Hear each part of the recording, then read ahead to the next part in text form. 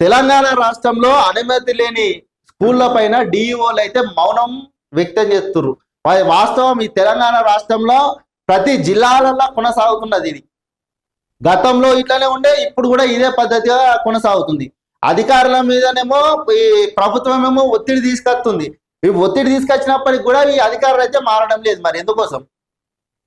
ఇగో అనుమతులు లేని స్కూళ్లపై డిఈఓల మౌనం, చర్యలకు బదులు బేరసారాలు. వీళ్ళు చర్యలు తీసుకుంటారా? మంచిగా చల్లగా ఏసీ రూమ్ల కుర్చీ మీద కూర్చుంటారు, గతం నౌకరికి వస్తారు, వాళ్ళ పని అయిపోగానే పోతారు. బస్సులకైతే మంచిగా పోతారు. ఇగో కుర్చీ కదలకుండా బినామీలతో వసూళ్ళు, కుర్చీలు కదలకుండా. వాస్తవం కదా ఇది. ఎవరినో ఒక్కరిని పంపిస్తారు, అరే స్కూల్ కాడికి పోరా, అది ఏమో జరిగిందట, పో వంతో మాట్లాడు, ఆడ ప్రిన్సిపాల్ ఉన్నాడు ఎవడున్నాడు వంతో మాట్లాడు, పోయి తీసుకొని రా అయిపోతుంది అని సపరేట్ కూర్చుంటారు. ఇటీవల గ్రేటర్ పరిధిలో ఓ అధికారిపై ఏసీబీకి ఫిర్యాదు, బదిలీ చేయకుండా జోక్యం చూస్తున్న విద్యాశాఖ.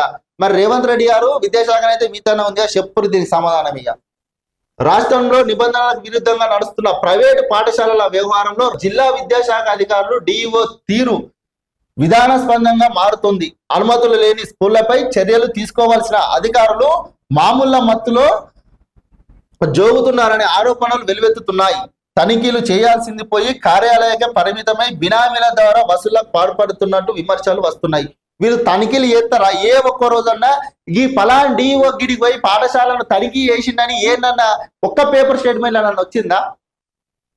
ఈ డిఓ గిడికి పోయిండు సడన్ విజిట్ కు, ఈ డిఓ ఇక్కడికి పోయిండు అని వచ్చిందా? ఏడ కూడా రాదు.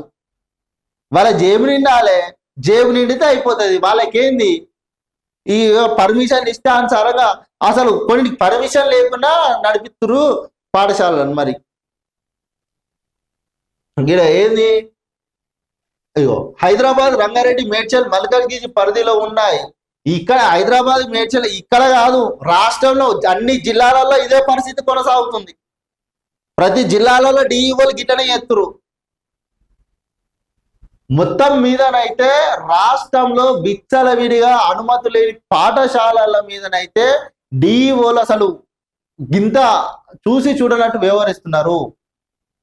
ఎందుకోసం మరి అంటే అక్కడ ఏం జరిగినా కానీ మామూలు తీసుకొని మాకేంది అని సపరేట్ కూకుంటారా? దీని మీదనైతే ప్రభుత్వము విద్యాశాఖ మంత్రిగా రేవంత్ రెడ్డి గారు మీరే దీనిపైన చర్యలు తీసుకొని ఇట్లా అనుమతులు లేకుండా పర్మిషన్ ఇస్తున్న వాటిపైన అయితే ఒకసారి చర్యలు తీసుకోరు. ఎందుకంటే ఎన్నో సంఘటనలు జరుగుతున్నాయి, అది అందరు తెలిసిన విషయమే. సంవత్సరంలో కొన్ని పాఠశాలల్లో ఎన్నో ఇన్సిడెంట్ జరుగుతున్నాయి, అయినా మౌనం మాత్రం వీడతలేరు. ఫస్ట్ ఈ వసూలు అడుగుతున్న డిఈఓలను వీళ్ళని తీసుకోవాలి.